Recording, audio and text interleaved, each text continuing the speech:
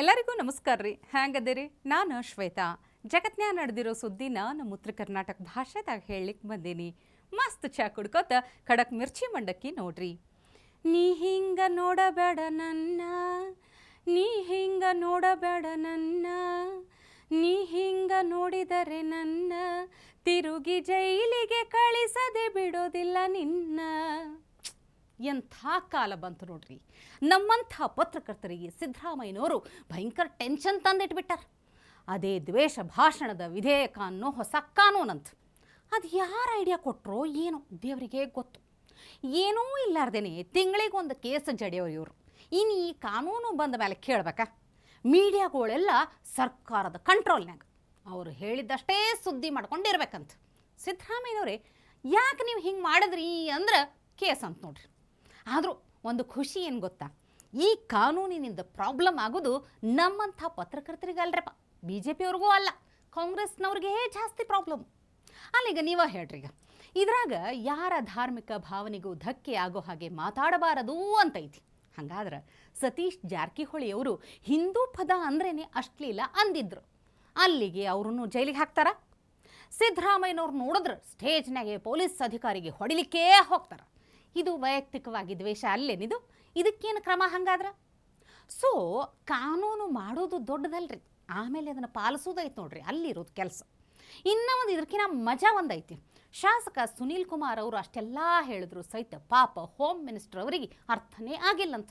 ಇದು ಯಾವ ಗ್ರಂಥದ ಬಗ್ಗೆ ಹೇಳಿದ್ರು ಅನ್ನೋದು ಹೋಮ್ ಮಿನಿಸ್ಟರ್ ಅವರಿಗೆ ಅರ್ಥ ಆಗಿಲ್ಲ ಅನ್ನಿಸ್ತೈತಿ. ಈಗ ನೀವೇ ಹೇಳ್ರಿ, ಮುಂದೆ ಯಾವನೋ ಒಬ್ಬ ಹೆಂಗೋ ಹೊಸ ಕಾನೂನು ಮಾಡ್ಯಾರಂತ ಹೇಳಿ ಆ ಧರ್ಮ ಗ್ರಂಥದಾಗಿರೋ ಸಾಲಿನ ಬಗ್ಗೆ ಒಂದು ಕಂಪ್ಲೇಂಟ್ ಕೊಟ್ಟರು ಅಂತ ತಿಳ್ಕೊಳ್ರಿ. ಆವಾಗ ಸರ್ಕಾರ ಏನು ಮಾಡ್ತೈತಿ? ಒಟ್ಟಿನ್ಯಾಗ ಈ ಕಾನೂನಂತೂ ಫುಲ್ ಆಫ್ ಕನ್ಫ್ಯೂಷನ್. ಮುಂದೆ ಇದರಿಂದ ಅದು ಏನೇನು ಗಾದ್ಲಿ ಹೇಳ್ತೈತೋ ಏನೋ ನೋಡ್ರಿ. ಈಗ ಕಾನೂನು ಬರೋದಕ್ಕಿಂತ ಮೊದಲೇ ಮೇಡಮ್ ಗೃಹಲಕ್ಷ್ಮಿ ರೊಕ್ಕ ಎಲ್ಲಿ ಹೋಯ್ತು, ಕೊಡ್ಲಾರ್ದೆ ಸುಳ್ಳು ಹೇಳಿಬಿಟ್ರಲ್ಲ ಅಂತ ಪ್ರಶ್ನೆ ಮಾಡಿದ್ರೆ ಲಕ್ಷ್ಮೀ ಹೆಬ್ಬಾಳ್ಕರ್ ಅವರು ನಾವೊಬ್ಬಕ್ಕೆ ಹೆಣ್ಣಾಗಿನಿ ಹಿಂಗೆಲ್ಲ ಮಾತಾಡ್ತಿರಲ್ಲ ಅಂತ ಎಮೋಷ್ನಲ್ ಆಗ್ತಾರ. ಮಹಿಳೆಯರ ಗೌರವ, ಮಹಿಳೆಯ ಸ್ವಾಭಿಮಾನ, ಮಹಿಳೆಯರ ಆತ್ಮಸ್ಥೈರ್ಯ ಹೆಚ್ಚಾಗಲಿ ಅಂತ ಈ ಯೋಜನೆ ಮಾಡಿದ್ದೀನಿ. ನಾನು ವಿರೋಧ ಪಕ್ಷದ ಎಲ್ಲ ಸದಸ್ಯರಿಗೆ ಕೇಳಲಿಕ್ಕೆ ಬಯಸ್ತೇನೆ, ನಾನು ವಿಷಾದವನ್ನು ವ್ಯಕ್ತಪಡಿಸ್ತೀನಿ. ಆ ವರ್ಡು ಮಾನ್ಯ ಸುರೇಶ್ ಸಾಹೇಬ್ರಿಗೆ ಇಷ್ಟ ಆಗಲಿಲ್ಲ ಅಂದರೆ ನಾನು ಕ್ಷಮೆಯನ್ನು ಕೂಡ ಕೇಳಲಿಕ್ಕೆ ಬಯಸ್ತೇನೆ. ಆದರೆ ಒಬ್ಬ ಮಹಿಳೆ ಅಂತ ಹೇಳಿ ಈ ಮಟ್ಟಕ್ಕೆ ತಾವೆಲ್ಲ ಮಾಡ್ತಾ ಇದ್ದೀರಲ್ಲ, ಯಾವ ಮಟ್ಟಕ್ಕೆ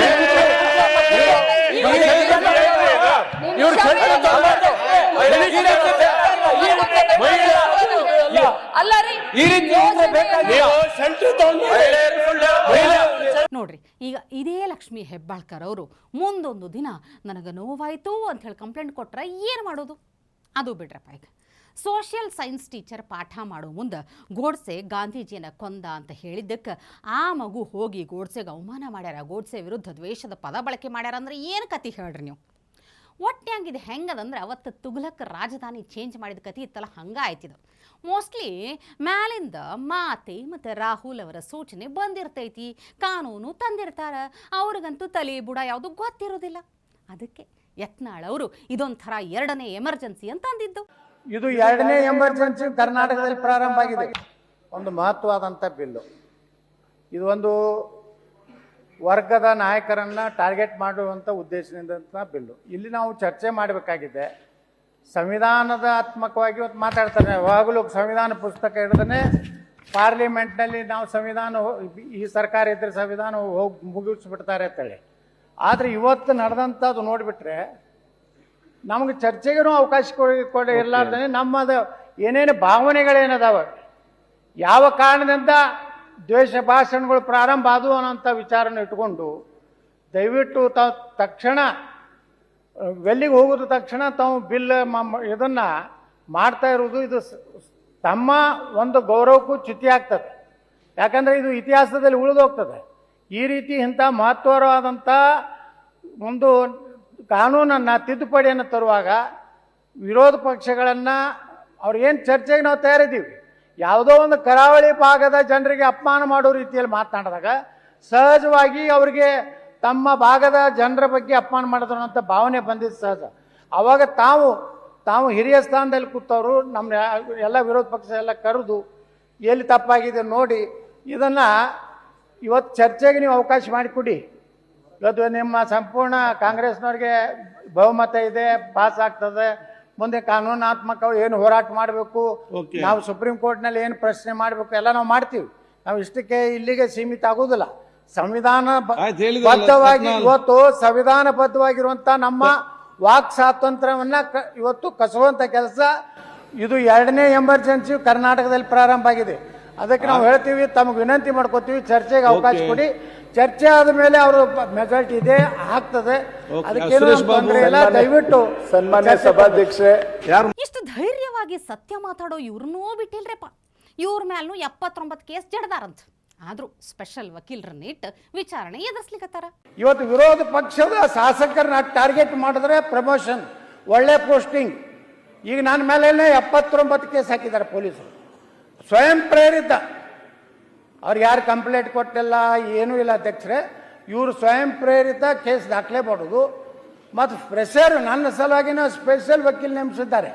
ಅದಕ್ಕೆ ಯಾವುದಕ್ಕೂ ನಾ ಏನು ಕೇರ್ ಮಾಡೋದಿಲ್ಲ, ನ್ಯಾಯಾಲಯ ವ್ಯವಸ್ಥೆ ಇದೆ.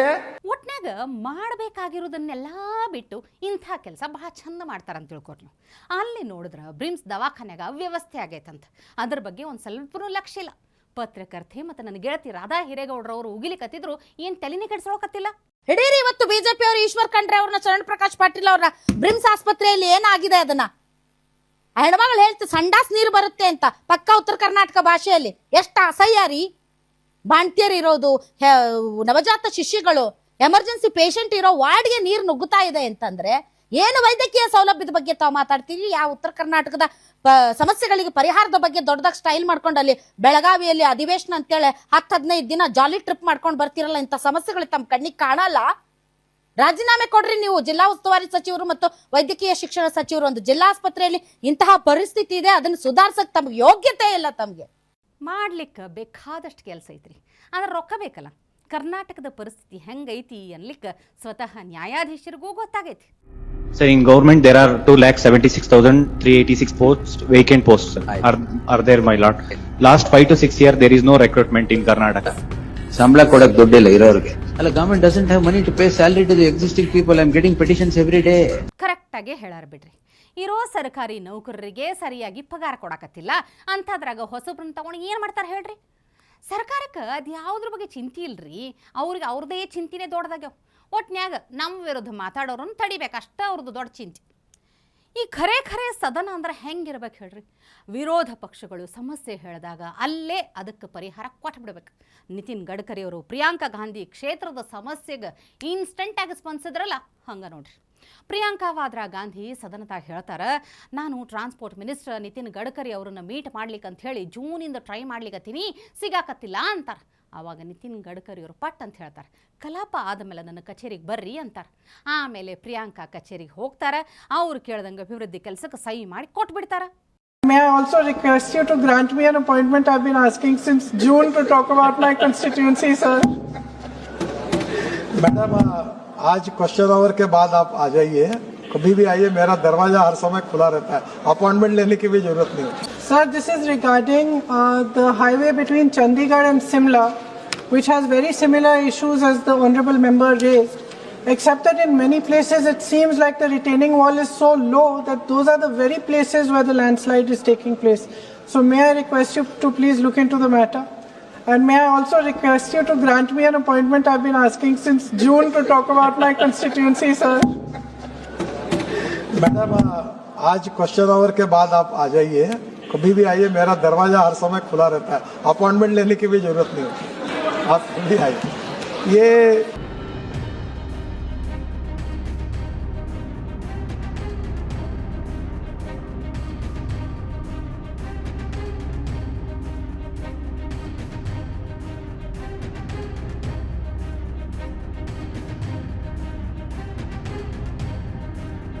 ಸರ್ಕಾರಿ ಕೆಲಸ ಮಾಡಬೇಕಾಗಿರೋದು ಹಿಂಗೆ ನೋಡ್ರಪ್ಪ.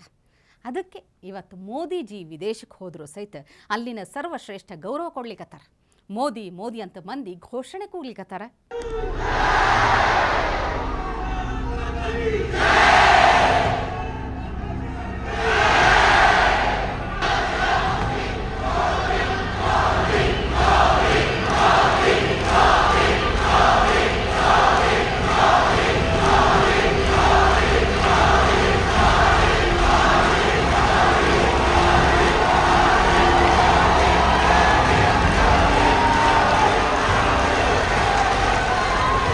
ಯಾರೋ ಹೇಳಿಕತ್ತಿದ್ರಪ್ಪ, ಮೋದಿಜಿಗೆ ಮುಸ್ಲಿಮ್ರನ್ನ ಕಂಡ್ರೆ ಆಗೋದಿಲ್ಲ ಅಂಥೇಳಿ. ಆದ್ರೆ ಮೋದಿಜಿಗೆ ಮುಸ್ಲಿಂ ದೇಶಗಳದ್ರಾಗ ಯಾವ ಥರ ಮರ್ಯಾದೆ ಐತೆ ಅನ್ನೋದು ನೋಡ್ರಿ ಒಂದ್ಸಲ.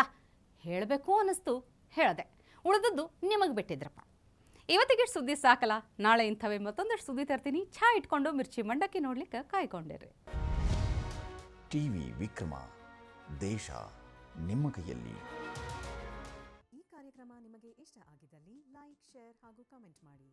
ಟಿವಿ ವಿಕ್ರಮದ ಕಾರ್ಯಕ್ರಮಗಳನ್ನು ನಿರಂತರವಾಗಿ ವೀಕ್ಷಿಸಲು ಸಬ್ಸ್ಕ್ರೈಬ್ ಮಾಡಿ, ಬೆಲ್ ಐಕನ್ ಒತ್ತಿ.